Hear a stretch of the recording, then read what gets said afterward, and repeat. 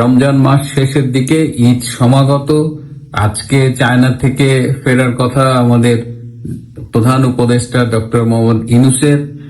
তার এই চায়না সফর নিয়ে ব্যাপক ঢাকঢোল পিটিয়েছিল তার সাঙ্গপাঙ্গরা। শুরুই হয়েছিল একটা প্রতারণা এবং অপপ্রচার দিয়ে।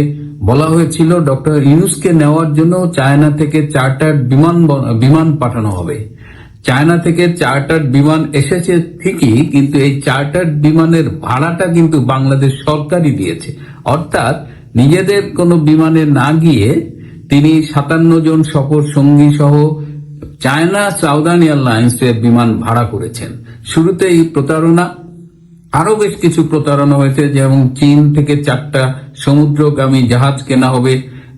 চীন কয়েক হাজার পণ্যের উপর শুল্ক মুক্ত ঘোষণা করেছে, কিন্তু পরে দেখা গেল 8,256টা পণ্যের উপর যে এই যে শুল্ক মুক্ত ঘোষণা করেছে, এটা আওয়ামী লীগ আমলে ঘোষণা করেছে। এই যে 4টা জাহাজ কিনবে, যে এটাও আওয়ামী লীগ আমলে করেছে। অর্থাৎ ডক্টর ইউনূসের কিন্তু কিছু নাই। তিনি গেলেন, আসলে গিয়েছিলেন তিনি বাওয়া কনফারেন্স হয়েছে, সেই কনফারেন্সে অ্যাটেন্ড করতে। সেই কনফারেন্সটা হয়েছে হাইয়ান প্রদেশে। ডাস্টবিন শফিক বলল যে হাইয়ান প্রদেশ নাকি চায়নার খুবই গুরুত্বপূর্ণ একটা প্রদেশ। আমি মূর্খ মানুষ, আমি চায়নায় গিয়েছিও, কিন্তু আমি হাইয়ান প্রদেশের নাম শুনি নাই। আপনারা শুনছেন কিনা জানি না, কিন্তু এই প্রদেশ যে এত গুরুত্বপূর্ণ এটা ডাস্টবিন শফিক না বললে আমরা জানতাম না। যেহেতু চায়নায় গিয়েছেন, যেহেতু তিনি একটা গ্লোবাল ফিগার, তিনি চায়নার রাষ্ট্রপতি শি জিনপিংয়ের সাথে মিটিং করেছেন। অমনি ইউনূস শিবিরে আমরা শুরুতেই ধারণা করেছিলাম যে তিনি আসলে যাচ্ছেন রাষ্ট্রীয় সফরে, কিন্তু পরবর্তীতে দেখা গেল তিনি রাষ্ট্রীয় সফরে যাচ্ছেন না, তিনি ওই বাওয়া সম্মেলনে যাচ্ছেন, এবং এটা দ্বিপাক্ষিক রাষ্ট্রীয় সফর নয়। কিন্তু যেহেতু তিনি চায়নায় গেছেন, তিনি শি পিংজিনের সাথে একটা মিটিং করেছেন। অমনি ইউনূসের সাঙ্গপাঙ্গরা চিৎকার করে উঠল, এই যে আপনারা বলছেন এটা ব্যক্তিগত সফর, এই যে দেখেন রাষ্ট্রপতির সাথে মিটিং হয়েছে। আরে ব্যক্তিগত সফর একটা দেশে গেছে, রাষ্ট্রপতির সাথে সাইড লাইনে মিটিং হয়েছে।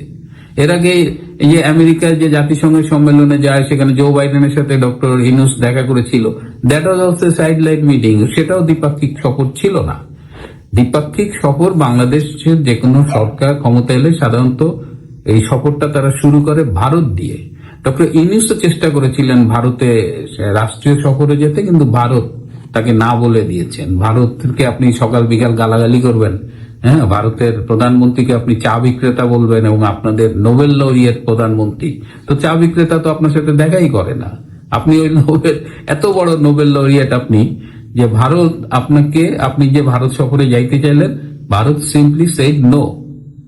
এই যে অপমান, এবং এটা যে আপনার অবস্থানটা বুঝিয়ে দেয় যে ভারত একটা সুপার পাওয়ার এবং ইউ স্ট্যান্ড নো ওয়্যার। আপনি ভারত না ডাকলে আপনি যাইতে পারেন না, অথচ আপনি কিন্তু ক্ষমতা নেওয়ার আগেই ভারতে নর্থ ইস্ট স্টেট অস্থিতিশীল করে ফেলছেন, এখনো উঠতে বসতে ভারতে গালাগালি করেন। তো ভারত ন্যাচারালি আপনাকে ইনভাইট করে নাই, বা আপনার ইন্টেনশনটাকে রেসপেক্ট করে নাই। আপনি গেলেন চায়নায়, চায়নায় গেলেন, তাও রাষ্ট্রীয় সফরে গেলেন না, ঘুরায় ফিরায় রাষ্ট্রপতির সাথে দেখা করলেন। সেইখানে আবার কি হলো, যা আপনি অ্যাচিভমেন্ট বলে দাবি করছেন, সেগুলো অধিকাংশই শেখ হাসিনার আমলে করা। আর এখন যেখানে হয়েছে, একটা নাকি চুক্তি হয়েছে পেপারে দেখলাম, আর 8টা সমঝোতা স্মারক হয়েছে। তো এই সমঝোতা স্মারকের কি হবে না হবে এগুলো এখনই বলা যায় না। অনেকেই বলছেন যে চীন একটা বিশ্বমানের হসপিটাল করে দিবে, এবং ভাবখানা এরকম যে ওই বিশ্বমানের হসপিটালটা যদি হয়ে যায়, তাহলে আমাদের ট্রিটমেন্টের, আমরা যে ভারত যাই, সিঙ্গাপুর যাই, ব্যাংকক যাই, আর কোথাও যাইতে হবে না। আচ্ছা, বাংলাদেশের যে এই যে চিকিৎসার প্রয়োজন, এই যে মানুষ বিদেশে যায়, সেটা কি একটা হসপিটাল করলেই সেটা সলভ হয়ে যাবে? এত এত সহজ বিষয়টা, মানে মেডিকেল ট্যুরিজমের যে অ্যাগ্রেসিভ ক্যাম্পেইন চলতেছে মানুষের, তারপরে মানুষের পয়সা হলে এখন চেক আপ করতেও সিঙ্গাপুরে যায়। তো অনেক, এটা একটা কমপ্লেক্স ইস্যু। সেখানে চায়না একটা হসপিটাল করে দেবে, হসপিটালটা করে নাই, কিন্তু তাতেই আপনি এত উতলা হয়ে গেলেন। তারপরে চায়না বাংলাদেশে অনেক ইনভেস্টমেন্ট আছে সত্যি, এবং এটা শেখ হাসিনার আমলে হয়েছিল, প্রচুর বিনিয়োগ আছে কিন্তু। এবং এখন অনেকে বলেন যে শেখ হাসিনা তো চায়নার থেকে বিনিয়োগ আছে, ডক্টর ইউনূস গেলে দোষ কি? দোষ নাই, শেখ হাসিনা চায়না থেকে বিনিয়োগ এনেছে, কিন্তু চায়নার কাছে আত্মসমর্পণ করেনি। শেখ হাসিনা একটা ব্যালেন্স ডিপ্লোমেসি করেছে, চায়নায় গেছে, আমেরিকায় গেছে, রাশিয়ায় গেছে, ভারতে গেছে। তো শেখ হাসিনা সবার সাথে মিলে একটা ডিপ্লোমেসি মেনটেইন করেছে, এবং শেখ হাসিনা চায়নার কাছে সারেন্ডার করে নাই। কিন্তু আপনি কি করলেন? আপনি চায়না গেলেন, এবং কখন গেলেন? যখন গ্লোবাল পলিটিক্সে একটা টেনশন চলতেছে, আমেরিকার সাথে চায়নার একটা বাণিজ্যিক দ্বন্দ্ব, যেটা এক ধরনের যুদ্ধেও রূপ নিতে পারে, ট্রেড ওয়ার। সেই সময় যখন সাউথ এশিয়ায় আমেরিকা ভারত মিলে একটা ইন্দো প্যাসিফিক রিজনের সিকিউরিটি নিয়ে কাজ করছে, সেই সময় আপনি আমেরিকার যে এনিমি, পলিটিক্যাল এনিমি অ্যাটলিস্ট, আপনি তার কাছে চলে গেলেন। তার মানে কি? আপনি ইন্ডিয়া আমেরিকার বলয়ের এগেনস্টে গিয়ে আপনি পাকিস্তান চায়না বলয়ে ঢুকে গেলেন। চায়না কিন্তু কারো বিপদের বন্ধু না। চায়না আপনার শ্রীলঙ্কাকে খুব হেল্প করেছিল, এতই হেল্প করেছে যে দেশটা ফাইনালি দেউলিয়া হয়ে গেছে। এবং এই হাম্বানটোটা বিমানবন্দরটা চায়না হেল্প করেছিল শ্রীলঙ্কার এই বিমানবন্দর, এই নদী বন্দর, সমুদ্র বন্দর ইনফ্যাক্ট। হ্যাঁ, এই হাম্বানটোটা সমুদ্র বন্দর করে দিয়েছে চায়না, কিন্তু আলটিমেটলি কি হয়েছে? চায়না ওই সমুদ্র বন্দরটা নিয়ে নিয়েছে। এখন চায়না নাকি মোংলা বন্দর ডেভেলপমেন্টে হেল্প করবে। তো এইটা শুনলে আমাদের একটু ভয় লাগে। আর একজন অনির্বাচিত অবৈধ দখলদার সরকারের সাথে কোন দেশ কতটা আগ্রহ নিয়ে বিনিয়োগ করবে, সেটা কিন্তু একদম একটা বেসিক প্রশ্ন। আর বাংলাদেশ যেহেতু স্থিতিশীলতা নেই, আইন শৃঙ্খলা পরিস্থিতি যা ইচ্ছে তাই অবস্থা, তো এই অবস্থায় বিদেশি বিনিয়োগ মানে তো ভাই কারো টাকা আপনার কাছে আসবে।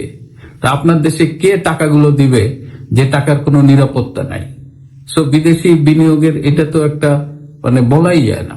সুতরাং এই যে ইনুস শিবিরের এত ঢাকঢোল পিটানো, চায়নায় যে এই করবে সেই করবে, কিন্তু অ্যাজ ইউজুয়াল এটা একটা বিশাল অশ্বডিম প্রসব করেছে বলে এ পর্যন্ত মনে হচ্ছে। বরং এই কূটনীতির মাধ্যমে, এই যে চায়না পাকিস্তান মুখী কূটনীতির মাধ্যমে ডক্টর ইউনুস কিন্তু বাংলাদেশকে একটা ঝুঁকির মধ্যে ফেলে দিল।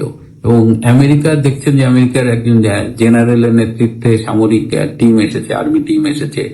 আমেরিকার এই যে আমাদের যে আরাকান আর্মি আছে আমাদের পাশে মিয়ানমারে, আরাকান আর্মিকে কেন্দ্র করে আমেরিকার যে মুভমেন্ট, এবং আরাকান আর্মির সাথে ইন্ডিয়ার যে রিসেন্ট রিলেশনশিপটা ডেভেলপ করেছে, এই সব মিলিয়ে এখানে বাংলাদেশ যদি চীনমুখী হয়ে পড়ে, তাহলে কিন্তু খুব জটিল একটা সমীকরণে পড়ে যাবে। কারণ চীন প্রধানত মিয়ানমারের আর্মি সরকার বা জান্তা সরকারকে সাপোর্ট করছে।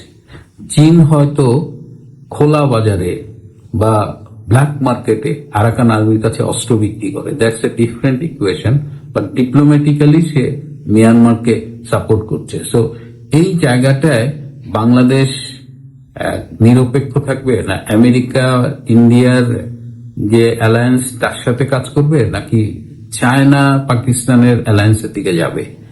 এটা কিন্তু খুব মানে এখানে যদি ক্যালকুলেশনে ভুল হয়, Bangladesh will have to pay for it. কিন্তু ডক্টর ইউনুস বাংলাদেশকে সেই ঝুঁকির দিকে নিয়ে যাচ্ছে। তো আজকে উনি ফিরে আসবে, আমরা তো দেখলামই সমঝোতা স্মারক কি করলেন না করলেন, তেমন উল্লেখযোগ্য কিছু হয়নি। মানে উনি একটা এই পিকিং বিশ্ববিদ্যালয়ে বক্তৃতা দিয়েছেন, বলেছেন বাংলাদেশকে দারিদ্র মুক্ত করবেন। কিন্তু ওনার 000 কোন দেশে, ওনার যে 000 পলিসি, যেটা বই বিক্রি করে উনি অনেক টাকা আর্ন করছেন, এটা সত্যি, কোন দেশে 000 বাস্তবায়িত হয়েছে কিনা আমার জানা মতে জানা নেই। আর বাংলাদেশে তো 000 তো হচ্ছেই না, বরং আরেকটা জিরো উনি অ্যাড করেছে, সেটা হলো গুড গভর্নেন্স, ডেমোক্রেটিক প্র্যাকটিস। এগুলো সব 0, 0, 0।